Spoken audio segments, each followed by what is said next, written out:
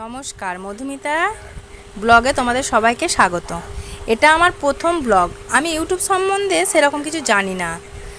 বাবা বলাই চাঁদের গাজন আমাদের এখানে, তাই বুঞ্জি এসেছে আমাদের বাড়িতে, ও ইউটিউব চ্যানেলটা খুলে দিল, তাই তোমাদের গাজনের একটু দৃশ্য দেখালাম, যদি তোমাদের ভালো লাগে। আমি বাড়ির ছাদের থেকে ভিডিওটা করছি, খুব একটা ভালো করতে পারিনি, একটু খারাপ হয়েছে, কিছু মনে করো না।